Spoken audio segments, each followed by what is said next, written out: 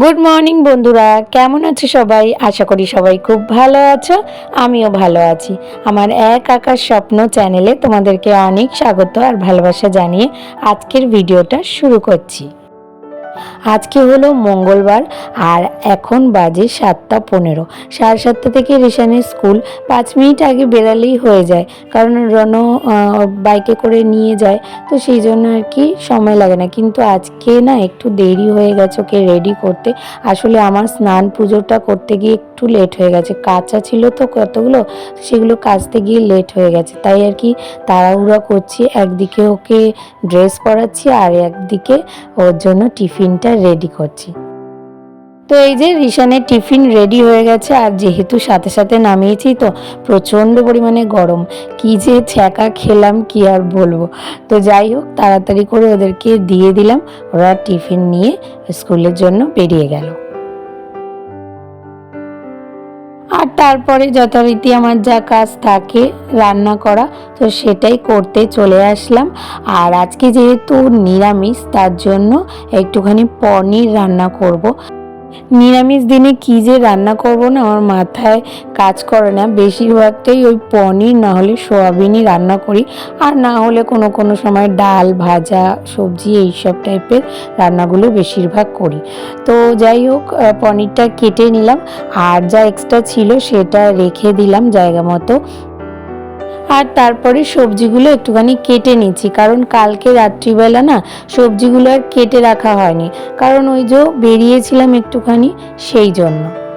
রাত্রিবেলা সবজিগুলো কেটে রাখলে কি হয় বলো তো, এই যে রান্না করার সময় না সবজিগুলো কাটতে হয় না, তাড়াতাড়ি করে রান্নাটা হয়ে যায়। কিন্তু ওই কালকে কাটা হয়নি, এখন কাটতে গিয়ে কী হবে বলো তো, ওই নাকে মুখে লেগে যাবে রান্না করতে গিয়ে। তো কী আর করব, এই জন্যই না আমি সন্ধ্যাবেলা খুব একটা বেরোতে চাই না এমনি দিনে, কারণ এই যে আমার যে কাজগুলো থাকে না সেগুলো হয়ে ওঠে না, আর তখন আমারই অসুবিধা হয়ে যায়। তো এদিকে পনিরটা ভেজে নিলাম, আর পনিরের আলুটা যেহেতু কাটা হয়ে গেছে তার জন্য আগে পনিরটা রান্না করে নেব। আর আরেকটা গ্যাসে ওইদিকে ভাতটা হচ্ছে। ভাতটা একটুখানি ফুটে গেলে তারপর ওটাকে নামিয়ে রেখে ওর মধ্যে আবার ওই বরবটি আলু ভাজাটা করব। আমি না ভাত এরকমভাবেই করি, ওই একটুখানি উতাল এসে গেলে নামিয়ে রেখে দিই, অল্প সিদ্ধ হয়ে যায়, তারপরে আবার ভাতটাকে ভালো করে ফুটিয়ে নিয়ে নামিয়ে দিই। এতে কী হয় বলে তো, গ্যাসটাও একটু বেঁচে যায় আর তার সাথে আমার অন্য রান্নাটাও হয়ে যায়। তো এই যে পনিরের তরকারি হয়ে গেছে, এবার এর মধ্যে একটুখানি সিক্রেট জিনিস দেব, সেটা হলো একটু আটার গুঁড়ো দেবে। অনেক সময় কিছু কিছু ঝোল না একদম পাতলা ট্যালট্যালে হয়ে যায়, খেতে ভালো লাগে না, তো সেই জন্য আর কি একটুখানি আমি ওই আটার গুঁড়ো দিয়ে দিই, তাহলে খুব সুন্দর গাঢ় হয়ে যায়। আর তার সাথে ওপর দিয়ে একটুখানি কেশরি মেথি দিয়ে দিলাম, যাতে এর টেস্টটা আরও বেশি বেড়ে যায়। আর তারপরে এদিকে বরবটি আলু ভাজাটাও না হয়ে গেছে। তো বরবটি আলু ভাজা দেখবে একটুখানি কেমন যেন বরবটিগুলো লাগে না খেতে, তো এটার মধ্যে যদি একটুখানি এরকম পোস্ত ছড়িয়ে দেওয়া যায় তাহলে কিন্তু এর টেস্টটা আরও বেড়ে যায়। তো এইভাবেই কিন্তু ছোট্ট ছোট্ট ট্রিক্স অ্যাপ্লাই করে একটা সাধারণ খাবারকে কিন্তু অসাধারণ করা যায়। আর তারপরে চলে আসলাম অনেকটা সময় পরে আজকে তোমাদের সাথে আরও একটা জিনিস শেয়ার করব বলে। তো এই যে এখানে দেখতে পাচ্ছ আম, এগুলো না কাঁচা আম, প্রায় 3-4 দিন হয়ে গেল এই আমগুলোকে কিনে এনেছি। আর এই দুটো আম হচ্ছে গাছের আম, আমার শ্বশুর এনে দিয়েছিল কোথা থেকে যেন। তো সেই জন্যই এই আমগুলোকে এখন একটুখানি কাটতে বসলাম। কদিন ধরে রানু বলছে যে আমগুলো পেকে যাবে পেকে যাবে, যে কারণে এনেছো সেটা আর করে উঠতে পারবে না, কিন্তু কি করব, টাইমের অভাবে আর করেই উঠতে পারছিলাম না। তো আজকে ভাবলাম যে না, করতেই হবে, না হলে সত্যি সত্যি আমগুলো পেকে যাবে। আর এই যে আমটা দেখো, কিছুতেই আমি আটিটাকে কাটতে পারছি না, তো সেই জন্য রেখে দিলাম ওটা। ওটা পরে দেখি অন্যরকমভাবে কাটবো, সাইড দিয়ে কেটে নিতে হবে, কারণ আঁটি খুব শক্ত হয়ে গেছে। আর কিছু কিছু আম না সত্যি অল্প অল্প করে পেকে গেছে, তো ওগুলোকে বাদ দিয়ে যেগুলো কাঁচা ছিল সেগুলোকে কেটে নিলাম। আর আজকে বানাবো হচ্ছে গিয়ে আমের মিষ্টি আচার। এটা আমি আগে একবারই বানিয়েছি, এই নিয়ে দ্বিতীয়বার বানাচ্ছি। তো প্রথমবার একবার বানিয়েছিলাম কিন্তু তোমাদের সাথে শেয়ার করা হয়নি, ভেবেছিলাম কেমন হবে কি হবে না, কিন্তু সত্যিকারের খুব ভালো হয়েছিল। আমরা তো পুরো একদম শেষ করে দিয়েছি, অনেক তাড়াতাড়ি শেষ হয়ে গেছিলো, আর কাউকে দিতেও পারিনি, শুধু আমার দিদিকে অল্প করে দিয়েছিলাম।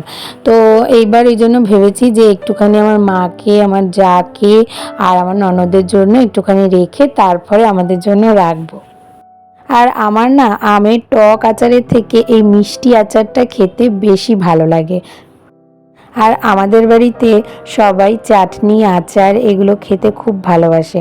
আমার শ্বশুরমশাই তো চাটনি দিয়ে মানে অনেকটা ভাত খেয়ে নেবে, তোমার অন্য কোনো সবজি সেরকম না দিলেও চলবে, এতটাই ভালোবাসে।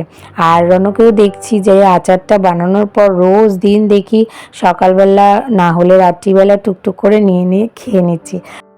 আর আগের বারের আচারটা না আমার ননদের বাড়ি যে জমি আছে সেই জমিতে প্রচুর আম হয়েছিল, সেখান থেকে মানে আগের দিন ঝড় হয়েছিল, আমরা সেদিন জমিতে গেছিলাম, প্রচুর পরিমাণে আম ঝড়ে পড়ে গেছিলো, সেইগুলোকে কুড়িয়ে এনে প্রচুর আম হয়ে গেছিলো, প্রায় 2 ব্যাগ মতো। 1 ব্যাগ আমার জায়রা নিয়েছিল, 1 ব্যাগ আমরা নিয়েছি। তো সেই আমটা দিয়ে আগের বার আচার বানিয়েছিলাম, তো ওটা শেষ হয়ে গেছে। কিন্তু ঘরে না অনেকটা পরিমাণে গুড় ছিল, তাই জন্য রনকে বললাম যে একটু আম এনে দাও, তাহলে ওই গুড়টা দিয়ে আচার করে রাখি। তো এইদিকে আমটা সিদ্ধ বসিয়ে না খেয়ে নিয়েছি, কারণ প্রচণ্ড জোরে খিদে পেয়ে গেছিলো আর দেরিও হয়ে গেছিলো, এই জন্য দুপুরের খাবারটা খেয়ে নিয়ে তারপরে এই যে লাস্টে গুঁড়ো মশলাটা দিয়ে একটুখানি নাড়িয়ে ভালো করে ফুটিয়ে নিলেই রেডি হয়ে যাবে আমার আমের আচার। আর তোমরা তো দেখলেই খুব সহজ পদ্ধতিতে এটা বানালাম, তোমরা চাইলে বানাতে পারো। তো কেমন হয়েছে অবশ্যই কিন্তু কমেন্ট করে জানিও। তো আচারটা এখন রেখে দিলাম, কারণ এখন ওটা গরম আছে, এখন তো আর বয়ামে ভরা যাবে না। তো সেই জন্য বিকালবেলা ঠান্ডাও হয়ে গেলে ওটা বয়ামে ভরে নেব আমাদের জন্য, আর বাদবাকি সবার জন্য বেড়ে আলাদা করে রেখে দেব। তাহলে আজকের ভিডিওটা তোমাদের কেমন লাগলো?